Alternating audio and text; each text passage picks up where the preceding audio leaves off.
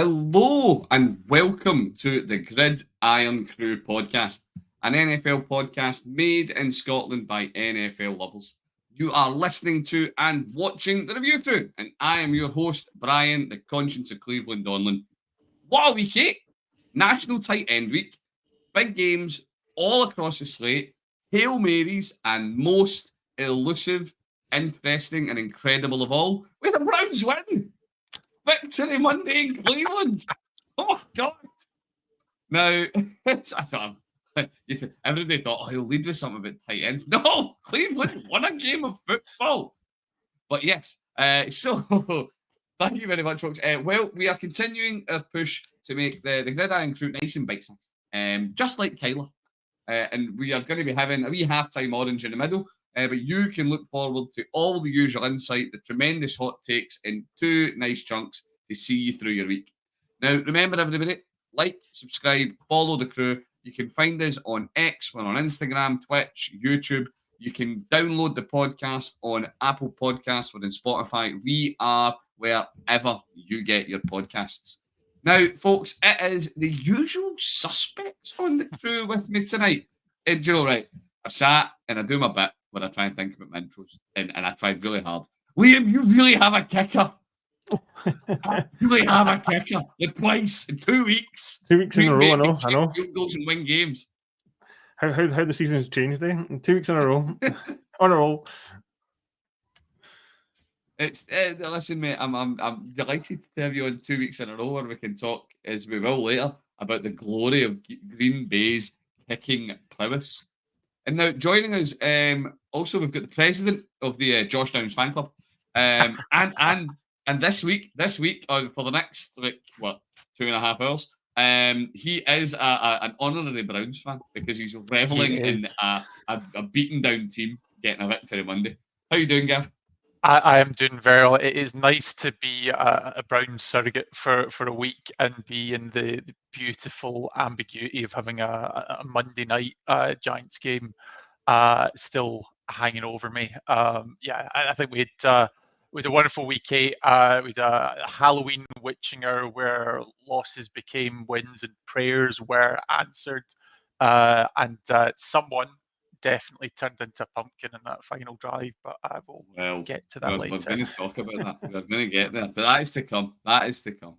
Now, must be said that we did actually have our Week 8 watch-along at Committee Room 9 in Glasgow. Keith and a whole bunch of the guys were down, and they were joined by a very healthy crowd. They came down to join them. I unfortunately couldn't be there because I live in the arse end of nowhere. And it would have been like a 4-hour each way trip to watch Red, which unfortunately my wife would not have been forgiving about. But the guys had a fantastic time. It was a brilliant event. It was really well attended. Keep your eyes open, everybody, because there are going to be more events like that coming in the future. Now, with that all said, it's time to talk Week 8. It's time to talk tight end week. And where else to start? It was Thursday night football. And on the notion of people turning into pumpkins, is Sam Darnold turning into a pumpkin. That's 2 weeks in a bounce. 2 weeks in a bounce, chaps. The Vikes have came short.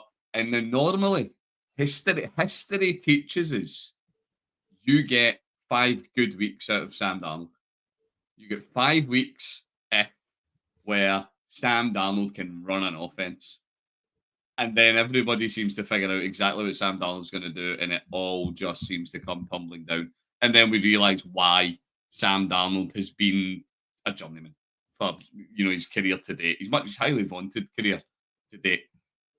Is this a case of the Vikes are being found out, and we're going to start to see things go maybe not from bad to worse, but certainly not in the trajectory they were going? Or am I neglecting to mention some fairly critical returns from injury that LA had on their side? What do we think? What were your big takes for Thursday night football, gents? I was going to say, I think, what was it? Stafford's thrown for 4 touchdowns. He's been crying out for some wide receivers on this whole time. And yes, finally could throw the ball somewhere. So it's the storyline I kind of thought the Rams needed their main weapons back to really become fully competitive again. They've kind of kept in most games, but actually finally be able to put the points up that they need to get a win. Certainly a big difference there, especially with all the chatter before the game, all this chat of trades of cup and such like, which seems to have all suddenly settled now. Now they've got a win, they're back in the mix. So yeah, we'll see where that goes. But on the Darnold point, I think the biggest storyline is they're losing their was it Danisaw, their tackle who went out injured. It's going to be a big loss. So that's going to be interesting to see how they can cope with that going forward, and see how Darnold can, I suppose, survive that loss and where they can still have the time to throw the balls to Jefferson and such like. So that'll be an interesting storyline of the future, I suppose. Yeah, it's worth bearing in mind, as I say, the returns from injury are not to be downplayed, as Irn-Cru and Cooper Cup on the day combined for right, hang on, I've got it here. They combined for 12 receptions, 157 yards, and a touchdown between the pair of them. And Demarcus Robertson coming in and vulturing 2 bloody touchdowns that should have been going to Puka Nakua in my fantasy team. You can't really understate that too much, can you? As you said, Liam, Stafford putting up 4 touchdowns on the day. What did he come out with? 280 yards, 279. Fantastic outing for him. And yeah, to be fair, whenever you have Justin Jefferson, you have a chance. You know what I mean? You put up 115 yards in a day. No touchdowns. The score went to Josh Oliver. So yeah, you know what I mean? Totally. I'm not going to say the Vikes are good. I think that's a bit harsh. But I'm calling it. I'm saying Darnold's turning into a pumpkin. What was your takeaway for this game? Yeah, so I'm sorry, Brian. I'm not buying what you're selling here. I think I kind of hinted a wee bit about this in the preview for the Lions game that I covered at the weekend, and a lot of the time, we had a phenomenal game the previous week between the Vikings and the Lions. Obviously, we know that the Lions are the ones that came out top of that, but I think that the Vikings gave it everything they had in that game. Often we see after these big emotional games, there's a come down. Now, as we'll talk about in a second, that didn't happen with the Lions, but very different situation where the Vikings had to go on the road. Okay, they're not going coast to coast like some teams, but they're still having to go to the West Coast. They're doing it in a 4-day turnaround. So, they've had a bit of a baton experience as it is. And if you look at that stat line, I mean, okay, it's not setting the world on fire, but at the same time, I'm not seeing negative plays here. Darnold did not turn the ball over. 18 of 25, 240, 2 touchdowns, no picks, no fumbles. Justin Jefferson, as you said, he hit him 8 out of 9 times in the game. I'm not seeing any alarm bells there. What I'm seeing is a team that has had a short week. And to be fair, a Rams team that has had the boost of players returning, they're playing at home, and really, coming in at 2-4, needing the win more. I think that the Vikings will be fine. I still think they will be your 5 seed. Well, I think the big one with the Vikes is going to be they have got a nice. You've said you're very right. These are two tough games, right? They're at a fully healthy Rams team. See, the Rams have never been a bad team. The Rams have been a hurt team, and they are not the same. You know what I mean? There are if teams that we're going to talk about. The Panthers, Carolina are a bad team. Doesn't matter. They're not missing people. They're just bad.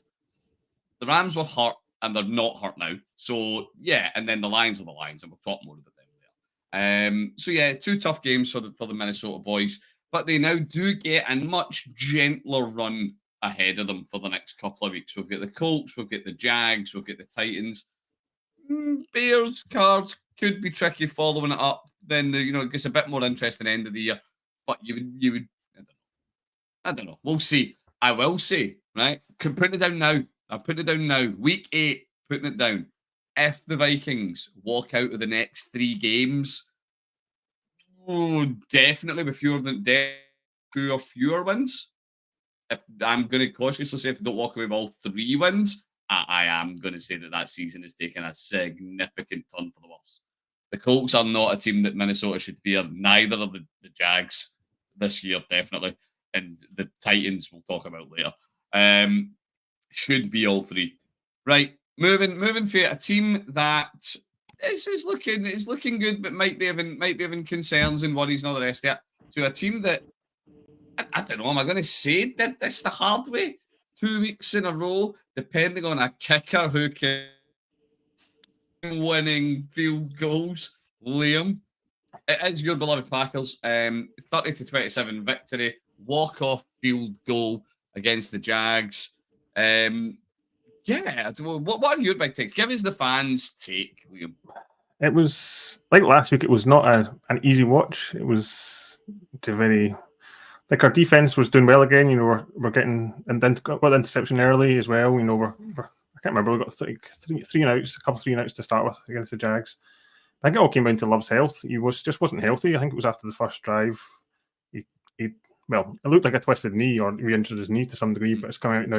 It's groin, and he just didn't look like he was moving, and he just couldn't. He was just trying to play through it, and again, he made some nice throws, but then some other throws were like he could have made them. That interception that he threw, was that because he was forcing it because he was a bit injured? I don't know. It was all a bit odd. And then we kind of turned to the run later on when Willis came in. We just kind of started moving it again, and we actually managed to get some points on the board. Okay, fair enough to the Jags. They did come back and made it tight at the end. But, you know, getting out with a win with your backup quarterback in the end, you know, and making that big play at the end, you know, with Reed making that big long run. We'll take it.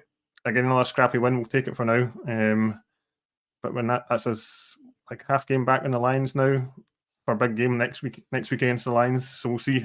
It's all about Love's health, I suppose. I think it's going to be the story of our season now. How Love can. So that's it's an interesting one, that, because I think you're spot on. I think so much of your year does depend on Love's health. But one of the stats that did jump out at this game for me is that we're not going to beat too hard on the Jags. The Jags are not a great team this year. There's a lot of issues there. Green Bay have got some expectations on them. 3 for 11 third down efficiency. 3 out of 11 third downs converted. That's not. I can speak about poor third down efficiency metrics with authority this year. I have watched incredible setting of really terrible third down efficiency metric records. That's not where you want to be. No, you know what I mean? Yeah, okay, Malik Willis was in, but he wasn't in that long. No, you definitely don't win that. But I suppose there was also I've heard some chatter whether they scaled it back because Love just wasn't healthy, whether they just were running a reduced playbook. Who knows? Really, you'll never know what exactly you know. As it always, you never know exactly what they're doing. But is that part of the storyline there? It was, but as I say at the start, it was a scrappy win. We'll take it. We never seemed to do well in Florida. I think we lost to the Jags. Was it last season or the season before? We lost in the first or second game or something like that. You know, it's been a bit of a bad stomping ground for us. So we'll take the win and hopefully recalibrate a bit. I suppose I just can always feel we just haven't, because of Love's injury to start the season, we really haven't been consistent yet. So I think the hope was that we'd get some consistency this game, but Love's injury again threw it a bit, and now we've got the Lions. We kind of need the bye, is what we need. Really, is what we need. Kind of recoup and go. We're going to talk about teams that need buys in a minute, but now I'd say I'm not going to labour the point of the Jags too much. But Gav, so the Jags have not a good year. They're 2-6. They have just lost Christian Kirk for the year. Brian Thomas Jr., the one bright spot. Well, no, sorry, one of two bright spots. There's a nice Tank Bigsby shaped bright spot in Jacksonville.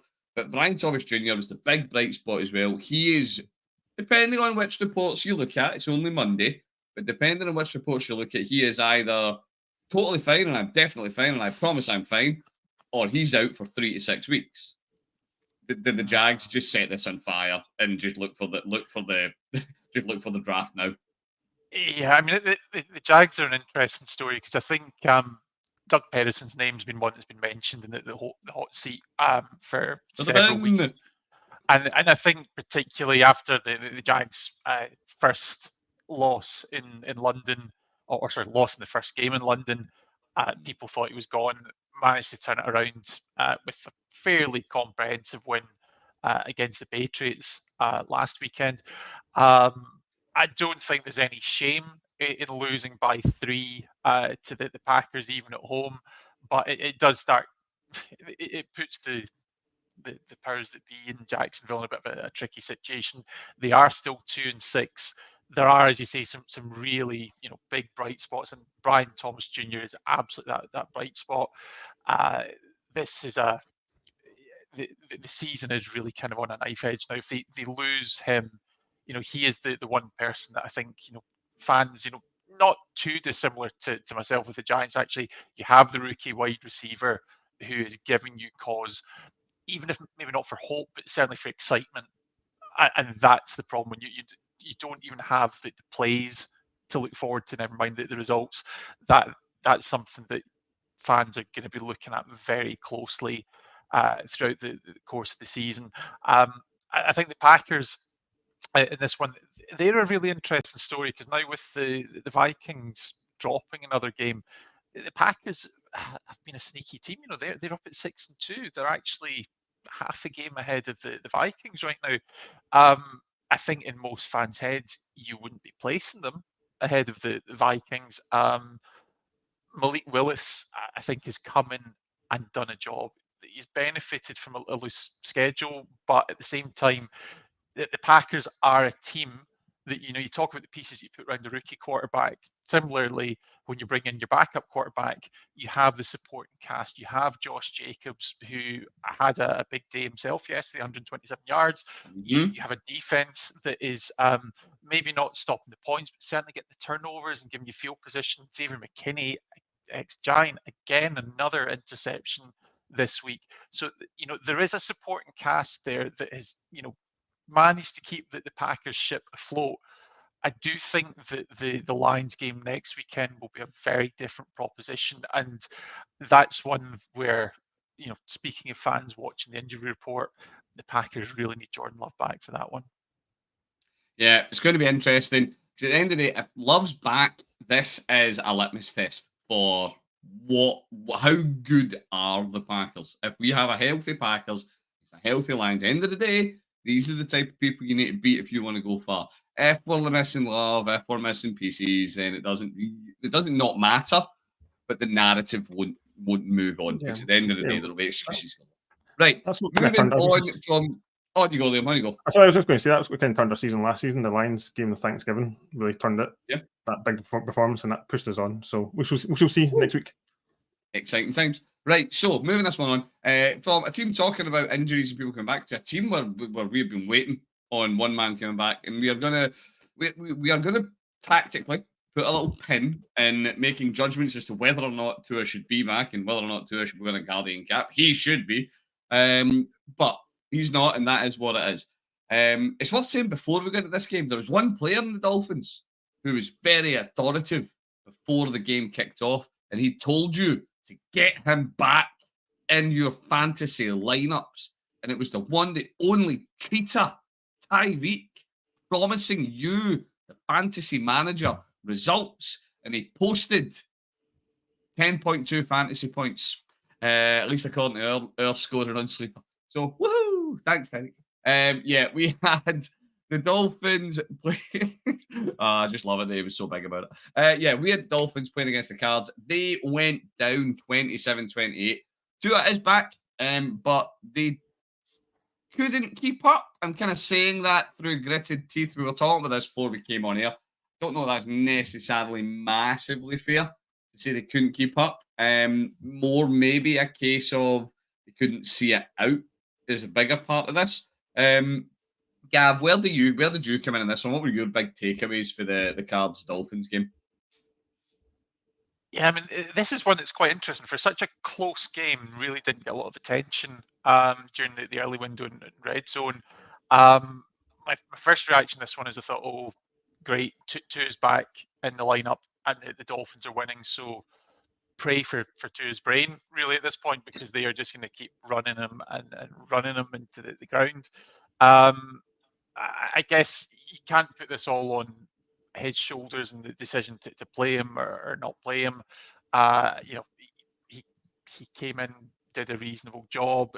He did have 3 fumbles, although didn't actually lose any of them. So maybe a bit of a shaky performance. But I think it's something you do need to look at collectively for the Dolphins. The fact that they were 10 points ahead at home in the third quarter to a Cardinals side that, you like to talk about the fun and frisky teams. I think they're probably the exciting team of the season. 4-4, I think that probably the record perfectly reflects who the Cardinals are.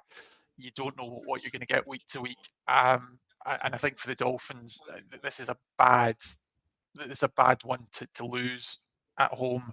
And I wouldn't be holding out a great deal of hope. If it's me, I'd be thinking it's time to give Tua a bit of a rest and just let him heal up, because it's a long way back. Even for the Optimists, it's a long way back from 2-5, and I don't think that's a task that Tua is up to this year. Yeah, it's an interesting one. On the other side of the ball, the Cardinals, that brings them back up to 500. We've seen really, really big games out of both Marvin Harrison Jr. dropping 111 yards and a touchdown, and Trey McBride on National Tight End Day. How many times can I work National Tight End Day into this pod? 124 yards in a day. So it was a pretty decent showing from them. And as I say, they clutched up at the end. They came away with it. It brings them top of the division. They are sat nice and happy, top of the NFC West. Now, admittedly, they're top of the NFC West on what appears to be alphabetical order. But that is not the point.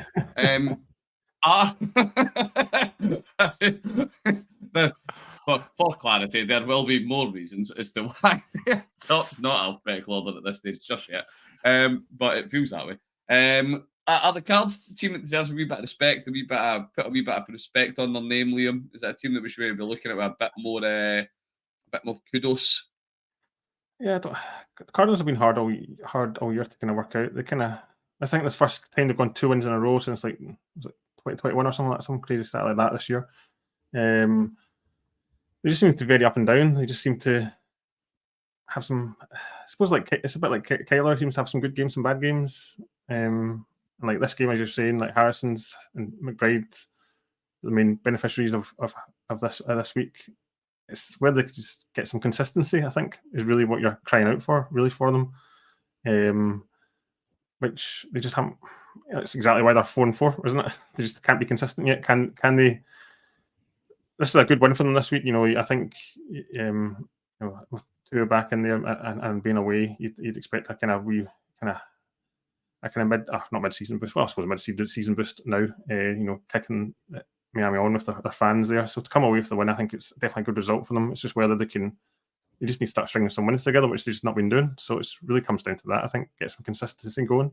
We shall see. But as you say, it's an interesting division. It's all a bit in the mix to play for, isn't it? Yeah. It's worth noting that Kyler actually managed to string together a win on a Call of Duty launch weekend. The latest Call of Duty was launched on Friday. And Kyler managed to, he must have put that controller down. He was in the playbook all weekend. We'll see how it goes from here, though, as Kyler historically does not trend well throughout the season. He is somebody that starts strong rather than finishes strong. Right. We're going to move this on. Now, I've not been doing Statistic of the Week, but Stu was meant to be on today, but he couldn't make it tonight. He had some other pressing Canadian commitments. But he did furnish me with a little statistic. So, the Jets scored more than 20 points, did not commit a single turnover, and held their opponents, the Patriots, to fewer than 250 total yards of offense from 1940 until now. Teams who have put that stat line up are 756-0. The Jets still managed to lose. So that record now changes to 756-1. Thanks to Aaron Rodgers and the New York Jets. Right, I have got one. I sat and I look at my notes when we go through these before the games come up, all the rest of it. I've got one note and one note only on this.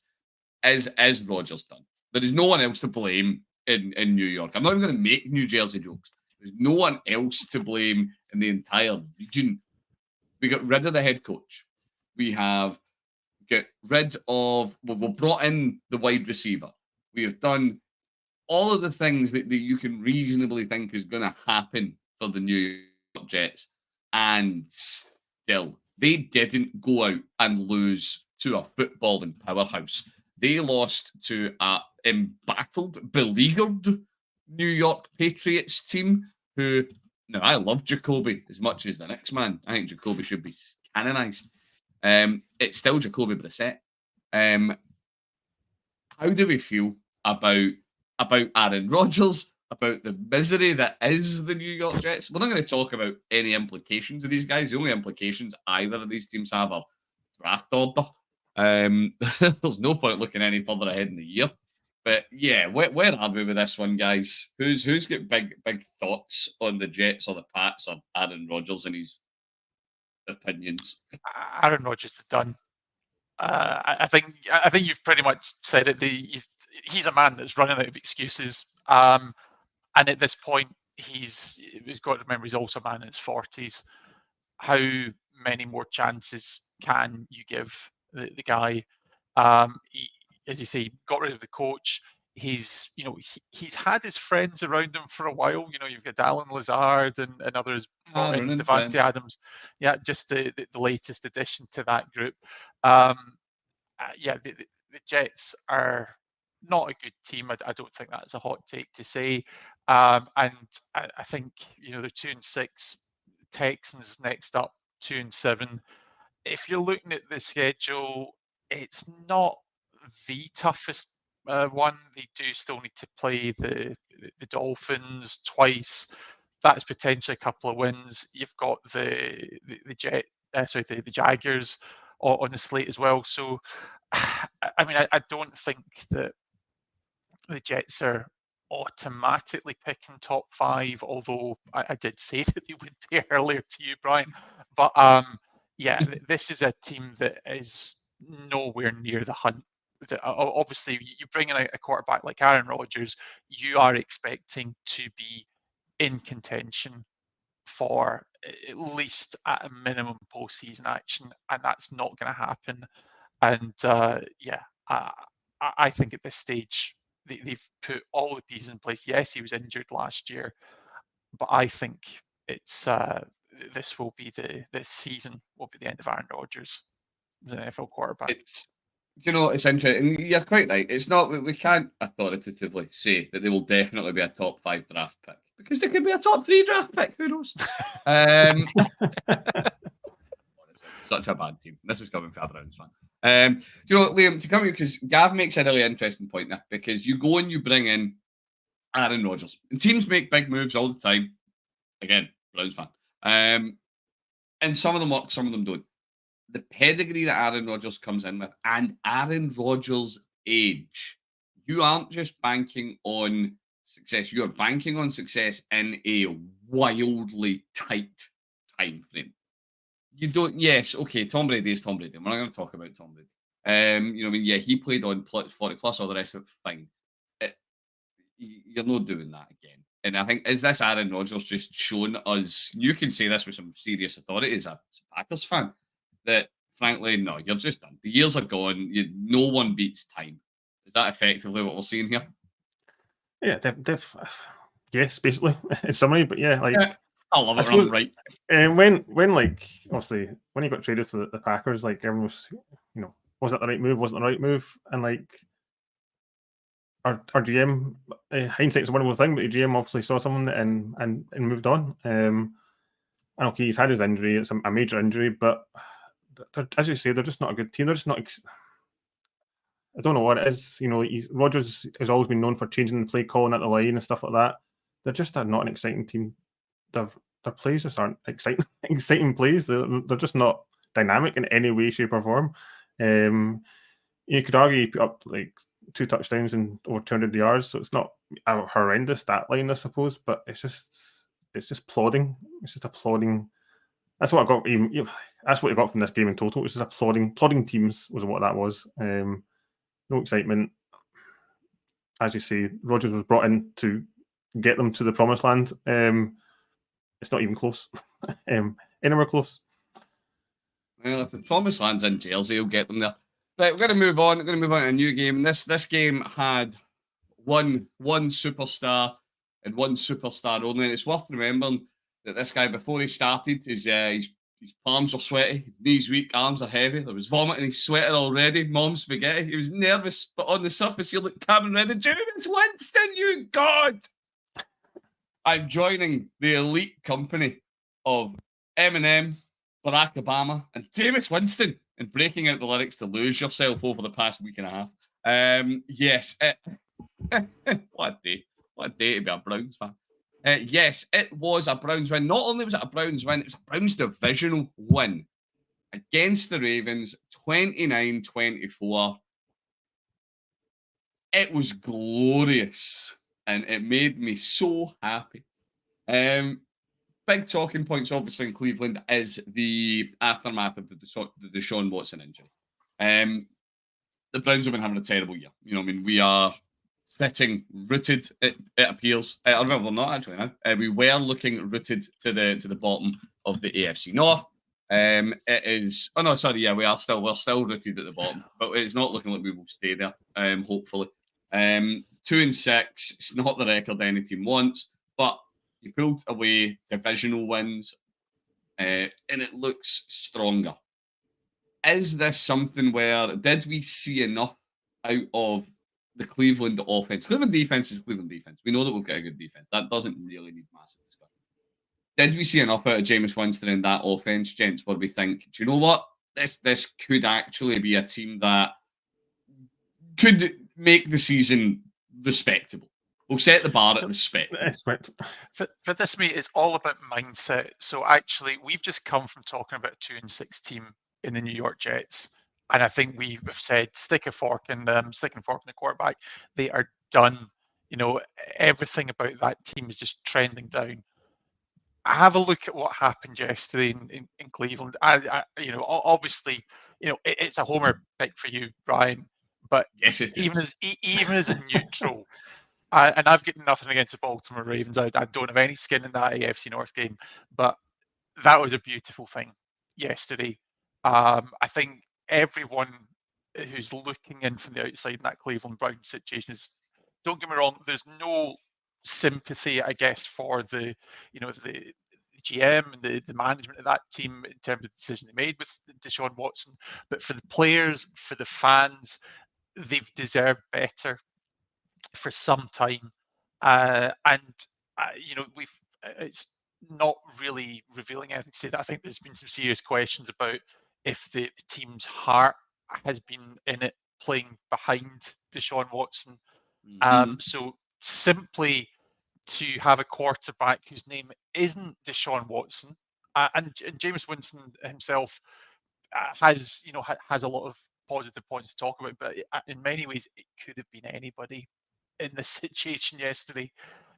Just to have another guy in there and bring those pieces together, because there are some positive things to talk about in Cleveland. You had Chubb back last week.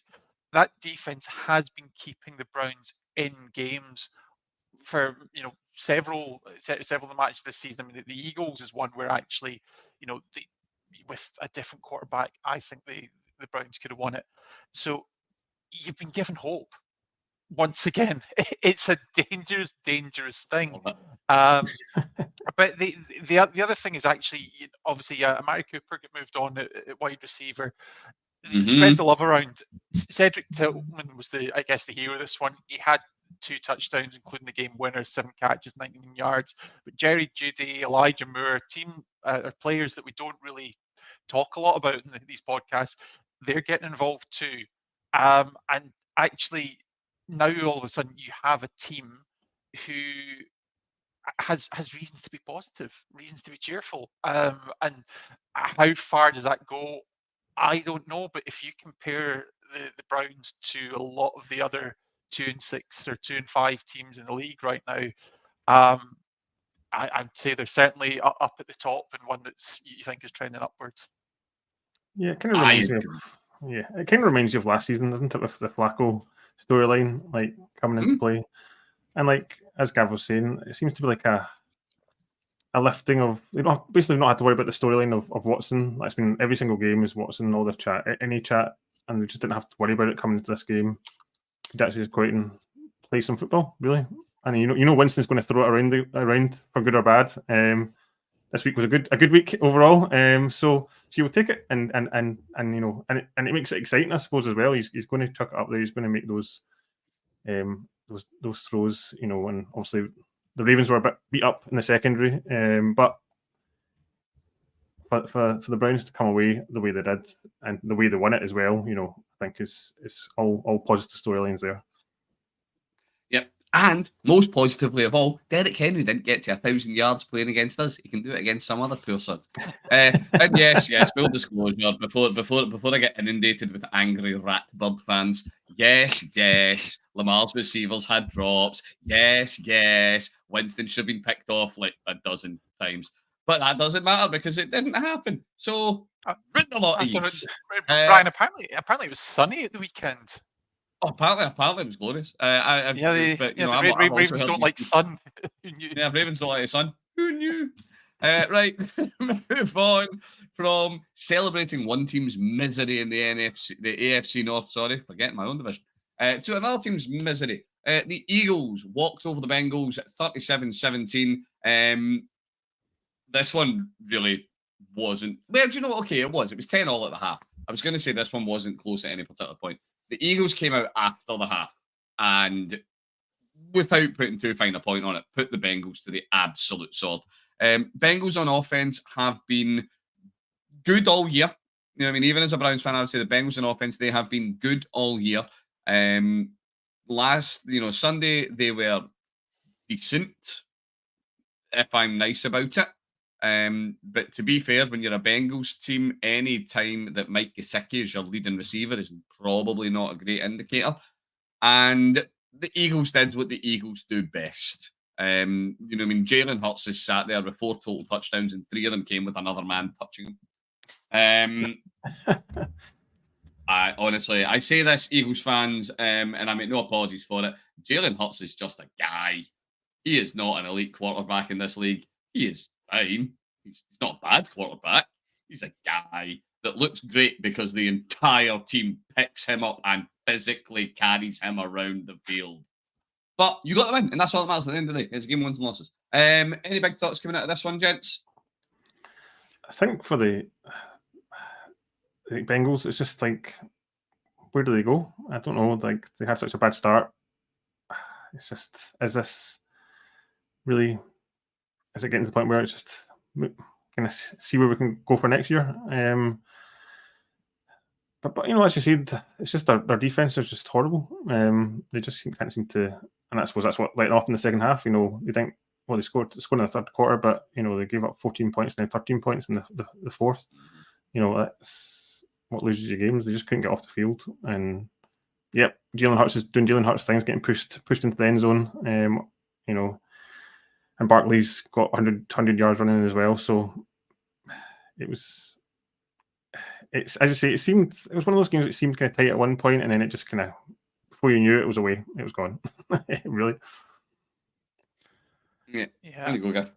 I think that this is one where you talk about the Bengals situation and you start scanning through the standings. So right now, if the playoffs were to start today, 4-3 gets you the 7th seed. So that's the Chargers that are currently in that spot. So that the Bengals are currently 9th in the AFC at 3-5. So they're not out of it yet, but this is one of these situations where I think we'd start looking at the schedule and thinking, where do they make up the wins? Because certainly there's pieces there, but as we've seen throughout the course of the year to date, the Bengals defense is causing problems for themselves when they're facing any quarterback that's not Daniel Jones, basically. So I think that's got to be the concern: is how can they? They have time, but can they turn it around? That's more the question. The opportunity is there. I do think probably one of the other things you mentioned, obviously, people kind of lifting up Jalen Hurts. I think we do actually give a shout to Devonta Smith, who had a big game yesterday. The touchdown catch that he pulled in was a thing of beauty. It was, that was a big play just to keep things going for the Eagles. But as you've said, I mean, that's the thing about Jalen Hurts. He has the supporting cast, but we talk about him like an elite quarterback. Is he though? Yeah. I He think gets that he gets remains to be talked seen. about like he's Patrick Mahomes, but he's close. And I don't mean this in a disparaging way for once. He gets talked about like he's Patrick Mahomes, but he's got the supporting cast of Brock Purdy. And he produces, I am going to say, not as convincingly as Brock Purdy does. If you take the brotherly shove away, you remove something like all bar 2 of Hurts' career rushing touchdowns. So, you know, I mean, I'm sorry. That's just not the same thing. Right, we're going to move this one on. We've got 2 more games we're going to cover in the first half, gents. We have got, from quarterbacks that aren't quarterbacks to quarterbacks that aren't quarterbacks. We have got Colts Texans. It is the Colts falling short 20-23. Now, I don't know about you guys, but I'm glad it's nearly halftime because I could do with a wee rest. Anthony Richardson is not an NFL quarterback. I have seen enough. The jury has deliberated. We have cast judgment. He is not an NFL starting level quarterback, and you ain't convincing me otherwise. He has highlight throws, and that is it. Other than that, his football IQ is like 3. It's just that poor. Does anybody disagree with me at this point? Not really. Sorry, Colts fans. Try again. Put him in at running back. Do you know what? We've called out the one thing I will say, for just because we've not brought fancy into the episode yet tonight, so I will say he did find a way finally to get Josh Downs back in the game because I was thinking, yeah, you need to get Flacco back in just to help save my season, if nothing else.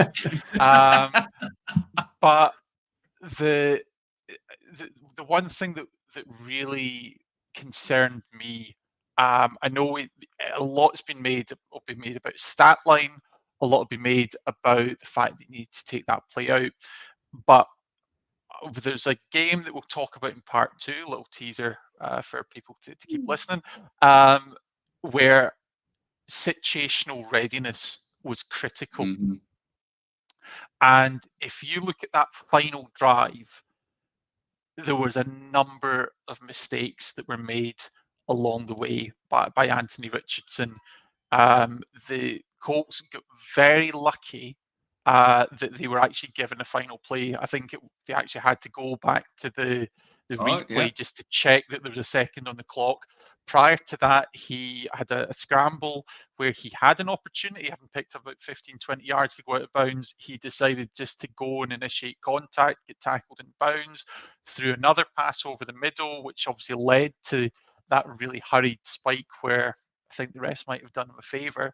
And then finally, we had the Hail Mary play where he didn't get the ball off. And yes, you can say, I think you do need to give some credit to the Texans because they did bring pressure. I know a lot of teams go quite conservative in prevent defense situations. The Texans brought pressure, but it's the last play of the game. You're down 3, you're out of field goal range. You need to put the ball up in the air. Even if it gets picked, who cares? He didn't make a throw. Yeah, it was just a bad drive. Like they've talked all season about how big an arm he's got, and that's the opportunity to use that big arm, and he just didn't. So, yeah. And as you say, Gav, I'm sorry, but at the end of the day, even if you go worst case scenario and he chucks it and he gets picked and it's a pick 6, I'm sorry, but see losing 30-20 is just as bad as losing 23-20. It's still a loss. Right, going to move on to the final game for the first half, chaps. And Detroit, we're about to pay you the biggest compliment we possibly can pay you, and that we're not actually going to talk about this for that long. Because god damn it, the poor Titans. We're going to do what Detroit should have done, and this is more like a mercy killing than anything else, and we're just going to stop. Because my god, the Titans were dead long before that game drew to a close. You look at the splits. Yeah, Tennessee managed a cut. They managed 14 points, all 14 points in the first half. By the end of the third, that we should just have called. Well, we could have called it there. We didn't get any scoring action in the fourth. But dear Lord, right, is there anybody who really thinks that Detroit are not going to be in the Super Bowl? Nah. That That is going to wind up the It's first half. it's hard for me to say as a Packers fan. I'm sorry. I know. I know you're sat there with your big cheese head on, mate. But the sensible party's got to come out. And with that, folks, that is going to bring the first half to a close. We're all going to wait. We're going to get an orange slices all around, chaps. And we, for those listening live, we are going to be back very, very soon. So don't go anywhere. For those of you who are downloading and you're listening to us on your podcast player, episode 2 or the second half is going to be coming out very, very shortly. Thank you very much for listening to this one. Remember, you can keep in touch with the crew. We are on X at Irn-Cru. You can find us on Instagram. It's grid_iron_crew. We are on Apple Podcasts. We are on Spotify. We are wherever you get your podcasts. Get in touch. Help grow the community. Like, subscribe. Let us know what you want to hear us talking about on these episodes. We want to hear you get in touch.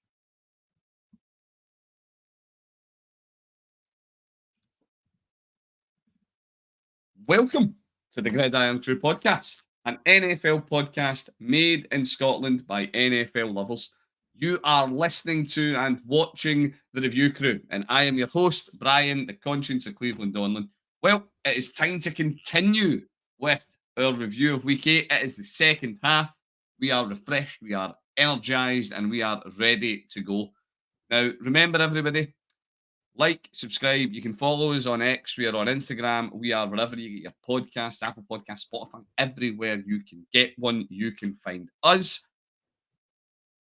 It is Week 8. It is National Tight End, or it was National Tight Ends Day. We have already been through the bulk of the first slate of games. We have had everything from the abject misery that was the Pats-Jets game to the absolute bafflement of as I'm trying to find the score, of the Cardinals-Dolphins game, all the way up to the absolute slaughtering, as much as we only talked about it briefly, that the Lions gave poor Mason Rudolph and the Tennessee Titans.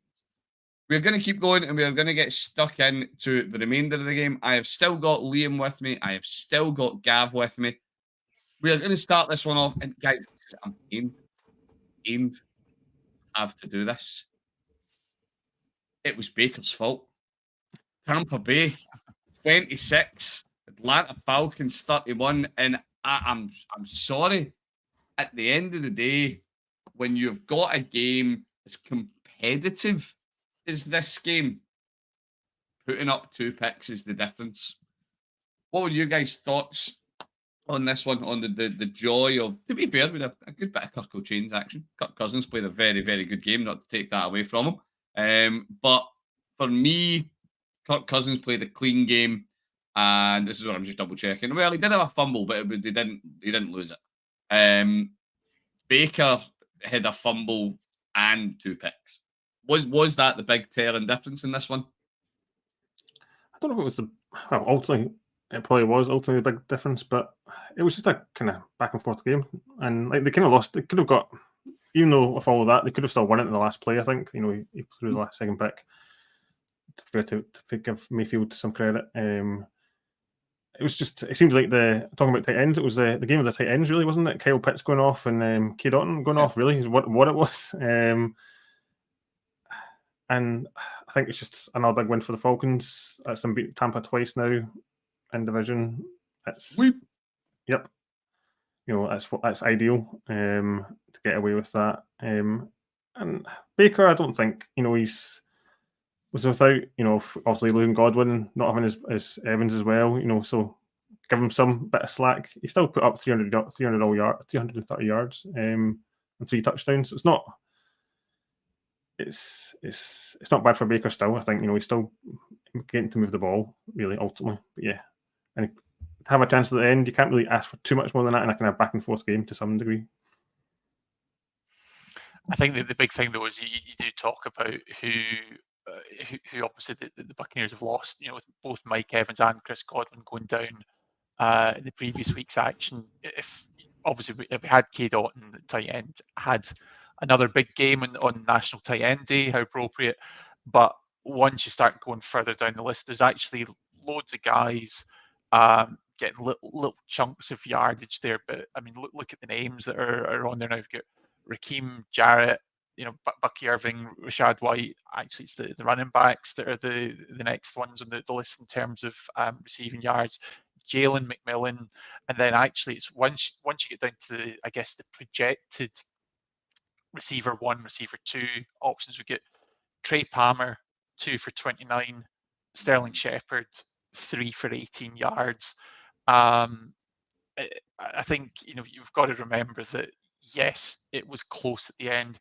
It should never have been that close. The Falcons were 14 points ahead going into the fourth quarter.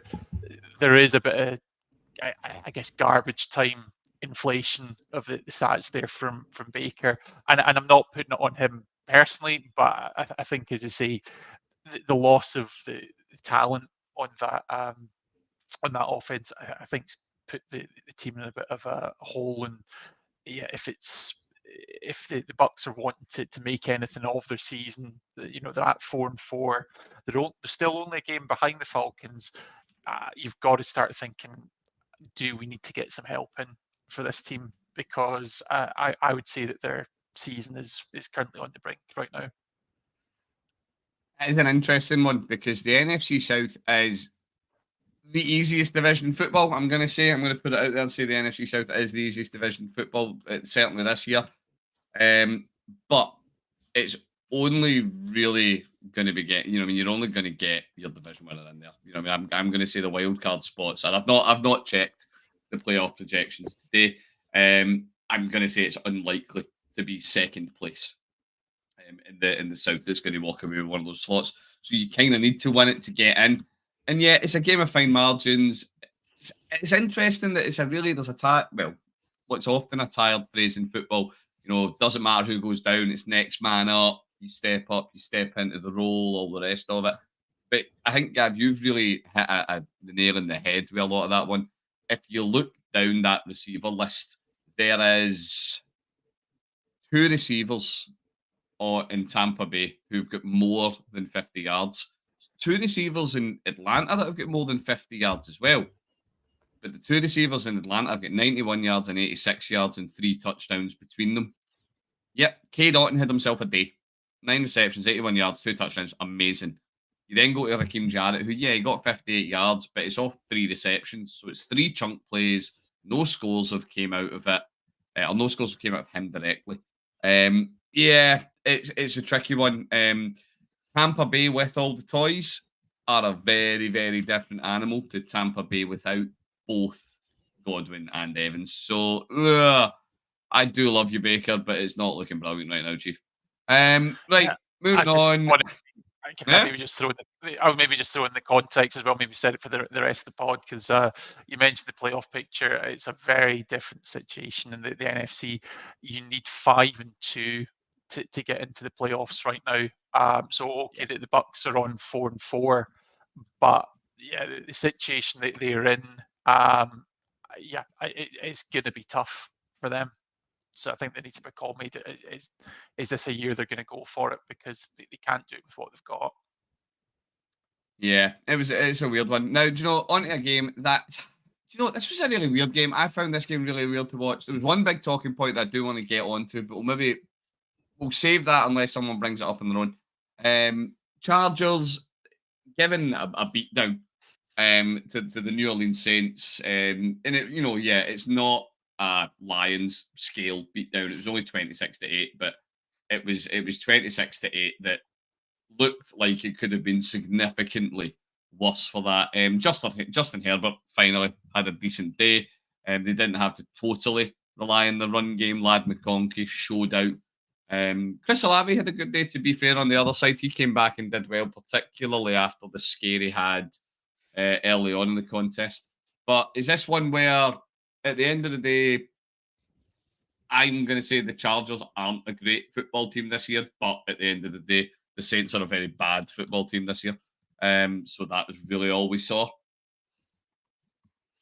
I think the one thing that I would actually keep my eye on for this one is that with there being a safety really early on, there's perhaps a scorigami Whoa! possibility in this one. I don't think it came through in the end. It kind of Love a yeah, I think scorigami. that's 26-8. It was probably a fairly normal score, all things considered.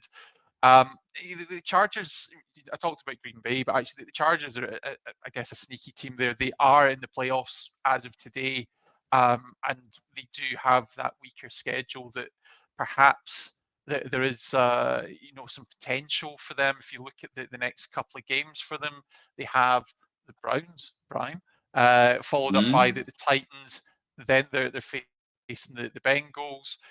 So they've actually got a run of 3 games where there is an opportunity for them to get to 7-3.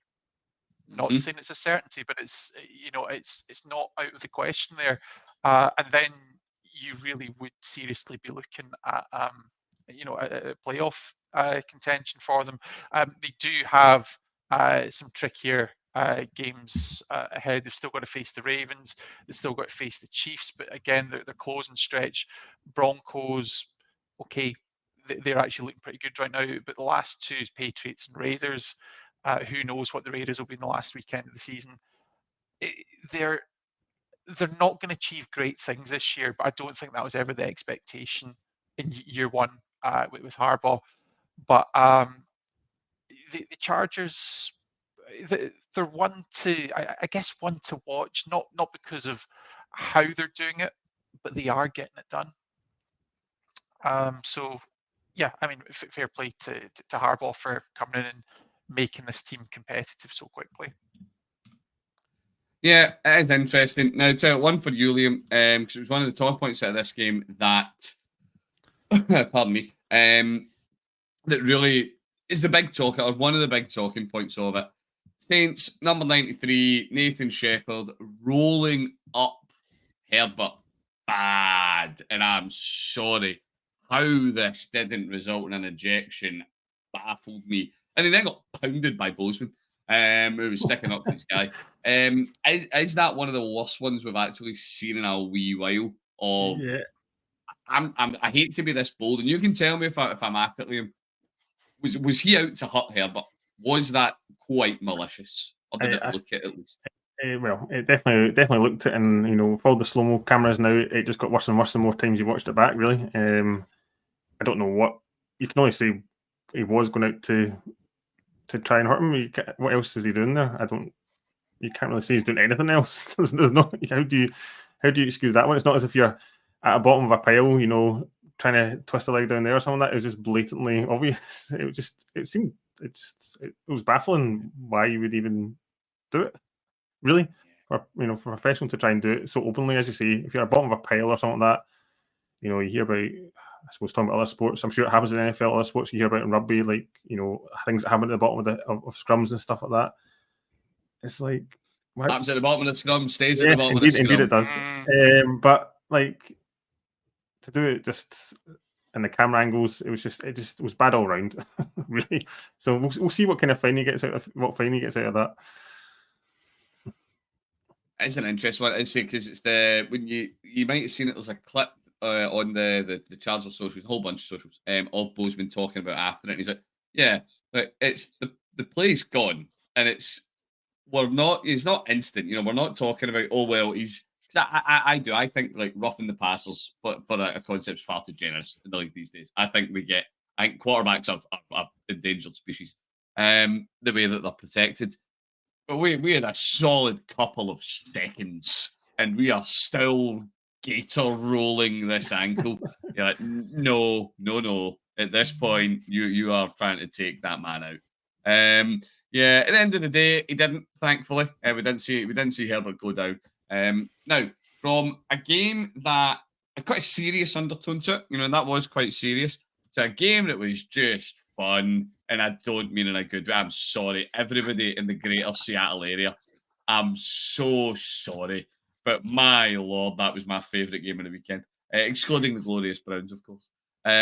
Bills 31, Seahawks 10. Right, now you lost to the Bills. And the Bills are rolling a bit at the minute. The Bills are a good team. You didn't really lose to the Bills, though. You lost to such fabulous things as is huge snap going from, what did they go? Was it 3rd and 3 to, oh no, sorry, 2nd and 3 to like 3rd and 30 without taking a sack? Am I just a terrible old man, guys? Am I just a terrible old person that's relishing in the misery of others? Or was this as funny for you guys as it was for me to watch Seattle being bad Seattle? I'm not going to lie. There were moments in this game where I laughed out loud. I think the Seahawks had one of these plays where it's not even analytics, it's the emotion. They went for it in 4th and goal. You're at home, you want a bit of momentum, you're a couple of yards out from the end zone, and Geno Smith just falls on his ass. I'm sorry. He I have nothing against the guy. He's actually having a pretty solid season. In fact, I just generally doing really well in Seattle. But the Seahawks just fell down. are not looking good. He fell over, and they get brutalized. And we kind of asked the question about the Cardinals, that the Seahawks are also sitting 4-4. People are looking at that NFC West and they think it looks close at the moment. It might look close on paper. It's not going to be come the end of the season. I'm sorry. Seattle started 3-0. It didn't look right. They still don't look right at 4-4. I think the scoreline in this one absolutely reflects who these teams are. Yeah, it's honestly, it's just for the chaos. Just for the chaos. My favourite game of the weekend. This one, right, okay, so right, okay. We're going to be nice. We're going to stop slagging off Seattle because the quarterback can't stand up. At least not unaided. Keon Coleman had himself a day. Oh, brother, I don't know. I don't know if there's any other metric that you would use to say breakout game than what we've seen. Keon Coleman walked away with, this is where I grab his stats: five receptions, 70 yards, a touchdown off 7 targets. They've obviously, and you guys can keep me right. Was that Khalil Shakir's first game back or his second game back? Khalil Shakir was back here the day as well. 107 yards, 9 targets, 10 receptions. Amari who? You look at what they've got now. They didn't use Amari Cooper at all. Didn't need to. They've got their own weapons who did an amazing job. Are we now? We're not really talking about in division, because the AFC East is a farce. Sorry, everybody else. But there's one good team in that division and one good team only. And yeah, okay. We should have a siren for every time the crew is going to mention the Bills Super Bowl window. Is this something? Are we seeing a team with potential playoff form? I'm not going to use the S word around the Bills. I feel like I haunt them. I feel like I'm some form of wraith in the household of Buffalo, just stopping them achieving things. Are we looking at a team that's demonstrating the kind of the playoff form that you would expect? Well, I think, as you say, they were in division. They're going to win the division easily, so they're in the playoffs. I think it's pretty much guaranteed that, and they're going to get some reasonable. I can't remember who they got in the next. Dolphins next, and the Colts after that. They're going to get some wins throughout the rest of the season, and get a reasonable record at the end. And stacking up those wins going into play, if they can, keep some momentum going throughout. I think they end with the Jets and the Pats at the very end. So 2 winnable games at the very, very end. There'll be nothing to play for those teams. And just even if they expect to win, a win's a win. It keeps them morale high going into the playoffs. It can only be good for them, I think. And as you say, they traded for a Cooper who didn't do much this week. Maybe still getting getting integrated fully into the scheme or whatever it is. But even if it ends up being a decoy and you get Coleman and Shakir going off, he'll take it. And Coleman's catch, his touchdown catch, was a great catch this weekend. That was a great take in the end zone as well. So yeah, it's all looking rosy for the Bills really at the moment. I think the big thing when we talk about the Bills, though, my question, and I think the really important thing is how you frame that question, is how do they look in the playoffs? Maybe not getting to and winning a Super Bowl, but actually, if you look at the state of the AFC as a whole, name the teams that are going to beat the Bills definitively, because we've got the Chiefs, but the Bills are sitting in the 3 seed right now, so they wouldn't have to play them till the championship game. I don't think the Texans are everything that their record says they are. They don't have they don't have a playoff pedigree.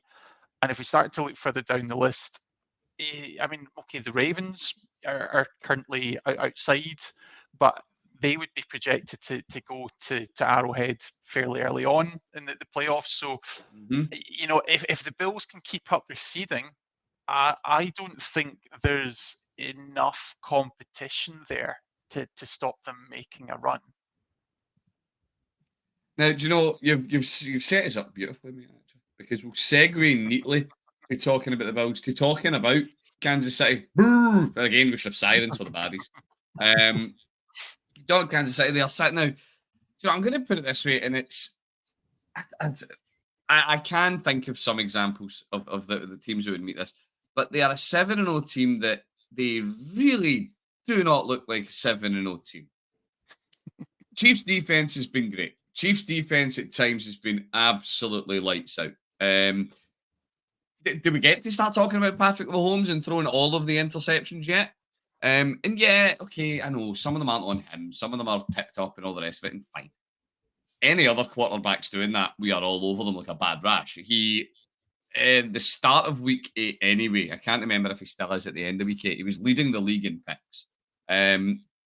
And he chucked another one. He did put another pick up there. And yeah, it took a bit of a tip. But I'm going to say that wasn't a great pass before it left his hand. Never mind after it didn't make it into a receiver. And yeah, they walked away with a win, 27-20. Some of the clips that we've seen from Vegas, the amount of Chiefs fans that were in attendance and all the rest of that, a great visual and all the rest. It's the Raiders, though. The Raiders are not a good football team. They are not a good team this year. I love Gardner Minshew as much as the next man. That man's an absolute national treasure. There's a reason that he's a perennial backup. And you only beat them by a score. Are the Chiefs a bit of, not going to call the Chiefs a fraud, but are the Chiefs a fraud at 7-0? I think to some degree they are. I think, like as you say, it's not just me. but then I don't really want to say that because the Chiefs always seem to figure it out eventually. Mahomes is going to hear us and spite us. Yeah, quite as well.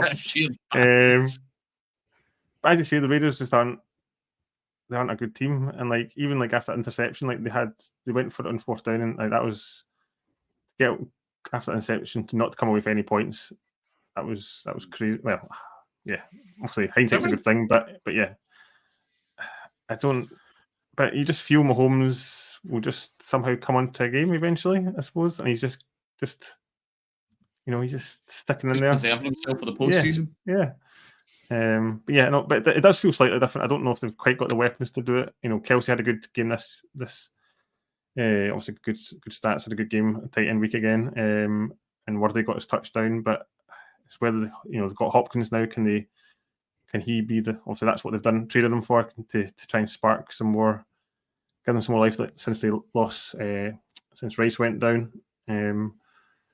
But yeah, it doesn't feel quite the same as years gone by. Maybe that they will do that kind of kick on and just kind of, and I say, get kind of hot at the right time, as it were. But yeah, the 7-0 record, it's a 7-0 record, but it does feel like really a caveat, does it? Is it really? Can I put an asterisk on it? Close. I think the question is, are they a fraud at 7-0? And if we look at the individual games, that there were a couple of contentious ones week 2 with the pass interference call against the Bengals. Similarly, week 3 against the Falcons. Since then, they're not setting the world on fire, but I guess they are. If football is about scoring more points than your opponent, then you can't really argue with it. I guess the only thing that I would say is you look at the strength of opposition. You can only beat the teams that put in front of you. Yes, they did have a fairly comfortable win in San Francisco in that big Super Bowl rematch last weekend. But around that, you've got the Raiders, obviously last night, the Saints, the Chargers. And then actually more to the point, if you look at the games coming up, Yes. you think that the Chiefs are frauds at 7-0, but if they can get past the Bills in 3 weeks' time, there is a very high probability that they could go the season undefeated. This is one where we were talking about this in one of our group chats before, and I actually pulled together the Chiefs season in very short answers that I'm going to abbreviate some of them, and some of them are not fit to publish what I write in private WhatsApp conversations on the internet. So Ravens, fair. You beat the Ravens. The Ravens are a good team. Bengals earlier in the year don't count because the Bengals don't play until October. Falcons, nope. Chargers, nope. Saints, nope. 49ers, fair enough. Beat the 49ers, fair play. Raiders, nope. Then, as you say, Gav, you look ahead. Tampa Bay are a decent team, but they're not a great team, so I find it unlikely.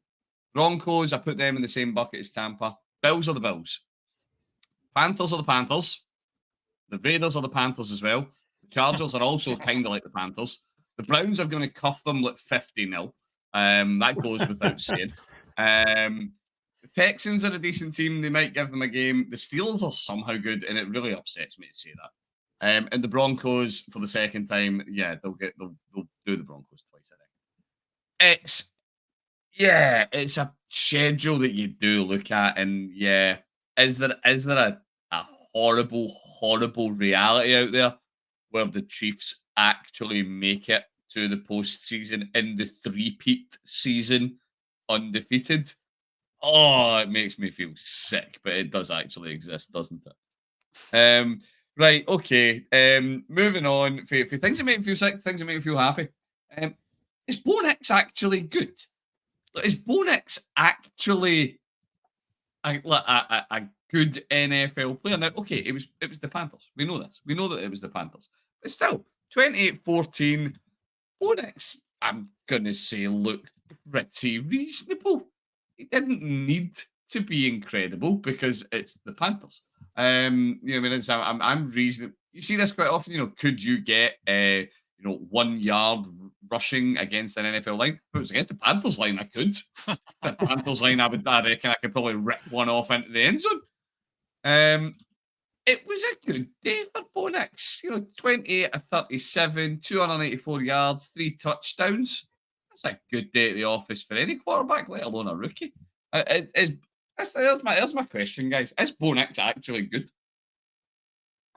He's got potential. Yeah. I think if you look at the stats, right, he had a couple of tough outings. Obviously, he goes to Seattle week 1, loses by 6, and then plays against the Steelers week 2 again, gets that defeat. Since then, he's gotten better, as have the Broncos.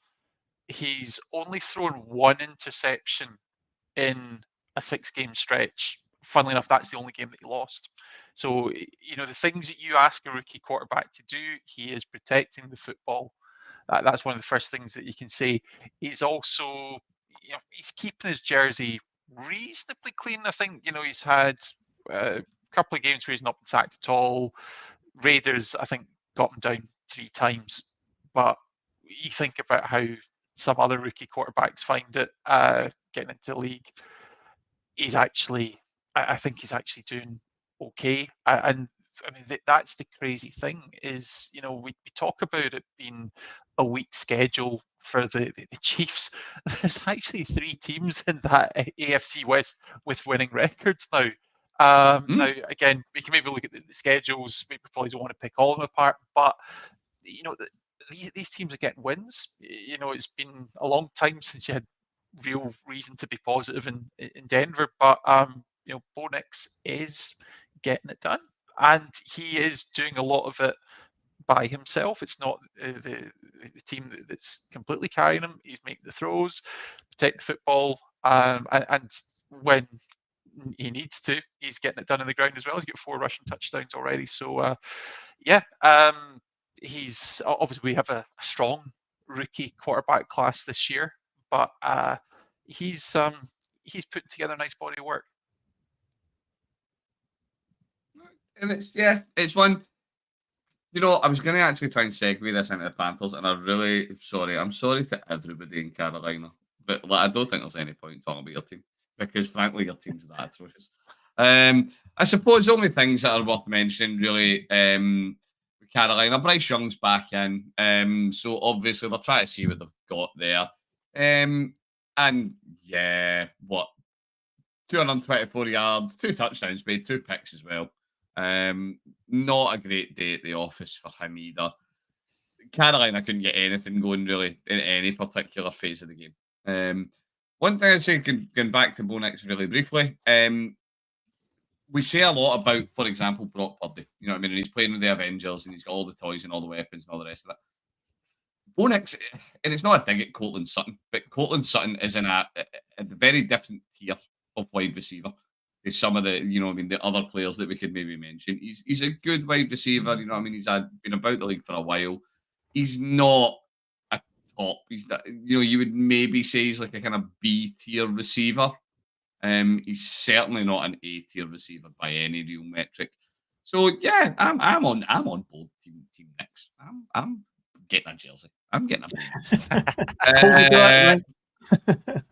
I'll be like Keith with his many multicolored tops. Yeah. Right, we'll move this on. We've got 2 games left to cover, and we are actually moving to prime time first. We are moving to the Niners Cowboys first because we just couldn't do anything else but leave the final game to the last moments of the pod. So yeah, we had the Niners beating the Cowboys 30-24. This was a bit of an odd game. The Cowboys actually thought, in kind of reasonably big parts of this game, I thought the Cowboys actually genuinely looked pretty good. There was it was kind of busted coverage a little bit, but the strike to CD looked decent. Elliott wasn't tremendously efficient on the ground, but I thought some of Elliott's runs actually looked pretty decent. I'm enjoying that everybody who believed Dalvin Cook was a thing were proven wrong. Because he's certainly not. But I really did. I thought the Cowboys looked okay. They can absolutely do one with a begging for the offensive pass interference call. They're absolutely at it. It was not in a million years. Just because your 2 defenders ran into one another, that is not the Niners' fault. But yeah, I don't know. Are they a team that managed to look kind of good in parts and just still lose? Or are the Niners actually, despite the litany of issues the Niners are having, are the Niners just the Niners and they're just a really bloody good team? I think it's a bit like that. But, talking about Elliott, I think the best stat is that, talking about rushing, Purdy had the same rushing yards for the game as all of the Cowboys' rushing yards, 56 yards in total. And Purdy had 56 yards in total. That's a great stat. But that aside, the 49ers, I think you kind of hit the nail on the head a wee bit. 49ers, Shanahan, as much as we talked a wee bit last week about can they get over these injuries, Shanahan always seems to scheme things up, and McCarthy isn't quite the same caliber of coach. We've seen that over the season, I think, at this point. And I don't know. Dallas, as you say, had some doing CD things. Dak Prescott, that first interception, was it the first quarter? It was first quarter, wasn't it? The first interception. Yeah. It was kind of floated it out there. It was just like, what we're doing here. Who wants it? Who wants it? 49ers been, I think, they're just waiting for their players to come back. Need the bye, what they've got. They've got to the bye. Get CMC back, hopefully. And see where we go from there. I suppose I think there's some crazy stat about when CMC's in, the difference for Purdy, understandably because it's CMC, but the breakdown of with and without him is ridiculous. So can they get CMC back? A healthy CMC, that's the question, isn't it? That everyone's going to be waiting on. Can he actually be over this multiple Achilles pull or whatever it is, or Achilles tendinitis or whatever it is? I can't remember what it was. It's Achilles tendinitis. But it's interesting though, because you say that 'cause obviously, CMC, right. The Niners have got a litany of star offensive players who are either out injured or they are rolling with niggles. You know what I mean? I don't think it's a shocker. Debo's playing up. Even without CMC though, you know what I mean? Who is your number one running back in the league, all the rest of it. They still put up 223 yards on the ground. And it's not even like can't remember what week it was. Was it week 3 where when Mason went big and everybody realized that Jordan Mason may actually be a thing? It's another guy again, Isaac Guerrero last night, 85 yards on the ground and a touchdown, and he looked good. These weren't like scrappy yards. He was picking up over 1 million touches. He was efficient. He was blowing a couple of big plays up. And then just a team where they do embody next man up, Gav. Yeah, I think exactly that it's probably not a review guru if we're not mentioning next man up for the 49ers. And as you've said, it just seems to have been for like the last, not even just this season, but the last 4 or 5 years. It could be, you talk about, I could get a 1-yard touchdown for an NFL team. With the 49ers, just their track record of plugging people in at running back, that actually seems to be the one where you'd say, well, maybe. But I think we said, do the Cowboys have reasons to be cheerful? I guess if you're leading at the half in San Francisco, that is something to be positive about.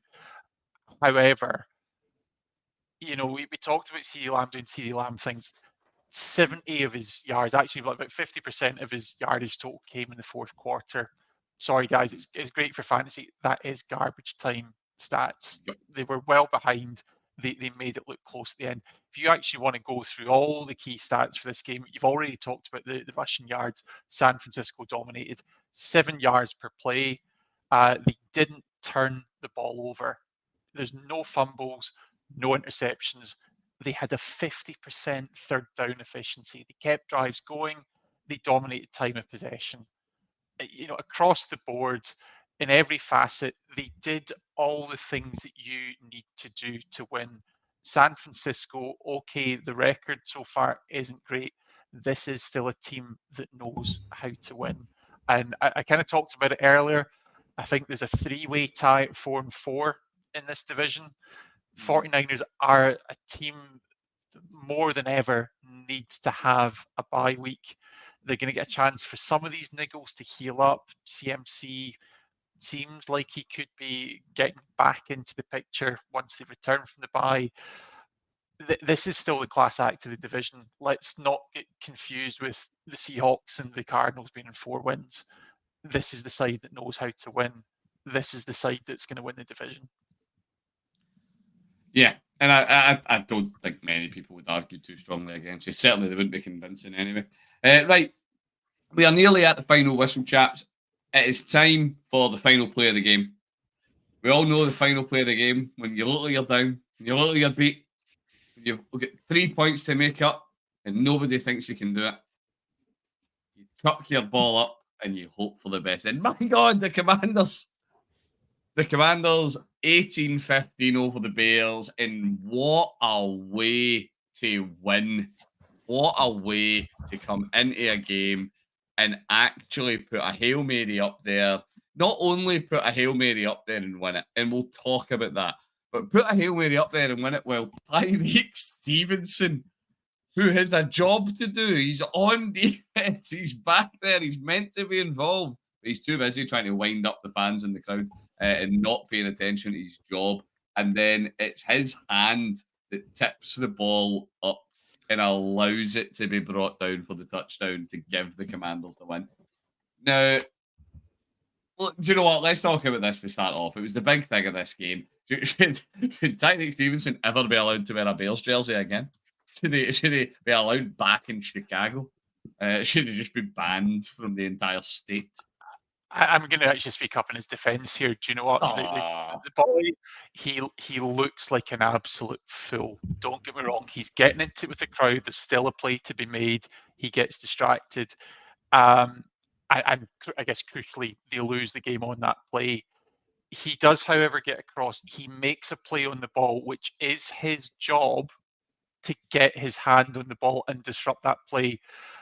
There's two things that I think two other points that we need to talk about on that specific play. First of all, 12.79 seconds. That is the longest in history that anyone has had, or any quarterback has had, to throw a pass. Now, you can say that, okay, it's limited pressure. I think on that particular play, the Bears brought 4 guys, and Jaden Daniels made some magic happen. But that is still a hell of a long time to get that ball off. The other thing, and it's talking about being prepared for these situations, is on both sides. So Noah Brown, that's no fluke that he's standing there waiting for the ball. He is supposed to be there. As much as there's chaos going on, he is meant to be in that. To that point, an organised defence should have a guy on him, but I think it's Kevin Byard is the safety for the Bears. He gets sucked into that crowd of bodies because he's also trying to make a play in the ball. And unfortunately, I know we're going after Stevenson. It is his job to try and tip that ball, but Byard's meant to be there for when that ball gets tipped to make sure that it doesn't land in the receiver's hands. So it took a team to lose that game for the Bears.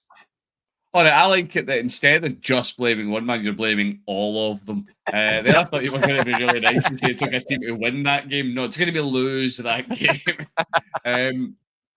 You know, one, to be fair, that it's a lot was made coming into this game, Liam, about battle of the quarterbacks. Yeah, two top rookie picks for quarterback coming into the year. And I need to say, I've been a big doubter, particularly of Caleb, and I can't say I did masses last night to convince me. But Jaden Daniels has been flying all year. He has looked electric, passing the ball and running with the ball, and he had himself a day last night. And much was made, particularly with this angle, much has been made all year about the quality of the Bears' defense. Bears' defense has been good, and good all year. Jaden Daniels just personally managed to put up 378 all-purpose yards. He chucked it for 326. He ran it for 52. He's got 1 passing touchdown as well.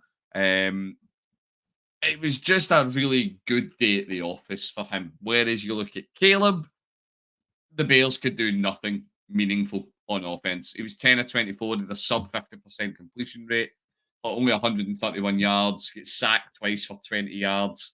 I suppose Daniels gets sacked twice for 13. And Caleb did muster 41 yards on the ground as well. Nothing looked like it was going to happen in that Bears offense all night. And I don't know, is this one where we are saying that should Jaden Daniels have been the number 1 pick? Well, I think that's definitely where it's looking now. You can't really argue. Is he definitely odds-on favourite now for rookie offensive rookie of the year? And as you see it, just watching the game, as much as to give Chicago the defense some due, they kept them to field goals mainly, basically till the end. But it shouldn't have been that close. Washington should have been out.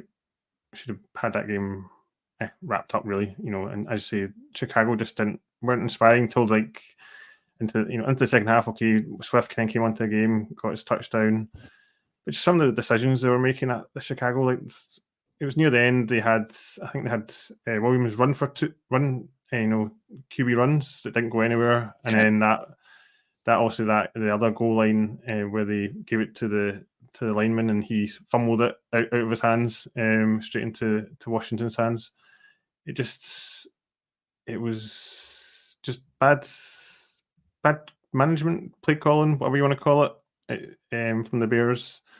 But yeah, it's Caleb. Don't get me wrong, he made some nice. There was some good moments in there. They had that one where he scrambled a bit and then threw it. Well, he shouldn't throw it back across your body, but he did. He got Allen, I think, for that one and made something out of nothing. That was a nice completion. You can see those moments. From time, every game he seems to have one of those moments where you're like, oh yeah, he's got someone here, but it's just not.